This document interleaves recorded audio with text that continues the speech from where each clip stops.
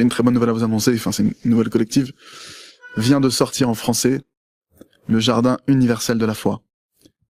C'est la version, alors il y a le Jardin de la foi à l'origine qui existait, on va dire que c'était une version qui était quand même très orientée pour la communauté juive, que le Rav Arush a écrit, Baruch Hashem. Et là maintenant, le Jardin universel de la foi, c'est la version universelle, qui s'adresse à tout un chacun, toutes les nations du monde. Même aux juifs. Mais surtout, pour l'univers tout entier. Quelle que soit la croyance, quelle que soit la religion. C'est une très grande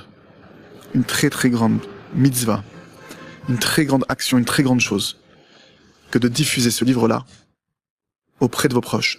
D'une part, vous le procurez, pour vous-même. Le Rav, il a même dit, même quelqu'un qui a déjà lu le Jardin de la foi. Et il faut savoir une chose. Le monde entier doit recevoir le créateur de l'univers. Le monde entier doit enfin connaître le créateur de l'univers. La réussite dans le monde, c'est quoi? Pour ceux qui cherchent à savoir ce que c'est que la vraie réussite.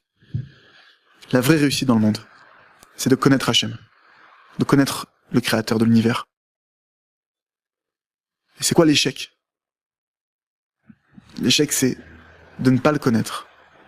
Donc toute chose qui rapproche l'homme de Dieu, du créateur, c'est quelque chose qui le rapproche de la réussite véritable, authentique.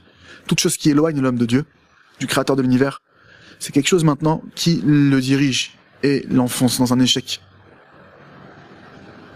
Un échec total.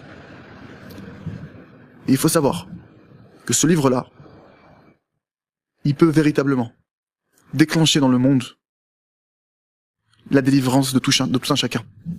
Il peut déclencher chez chacun la possibilité de trouver sa voie, la possibilité de trouver sa connexion avec le Créateur. On est tous les êtres humains de cette planète sont rattachés au même Créateur. On a tous le même Père. Notre Père qui est aux cieux, c'est le même pour chacun d'entre nous. Peu importe comment vous l'appelez. Il y a un Créateur. Ce Créateur, il existe et il est bien vivant. Et il est bien présent dans notre vie à chacun d'entre nous. Maintenant, quelqu'un il peut dire, moi je décide de pas faire attention à ça, ok. Ça n'empêchera pas qu'il vivra sous les lois du Créateur.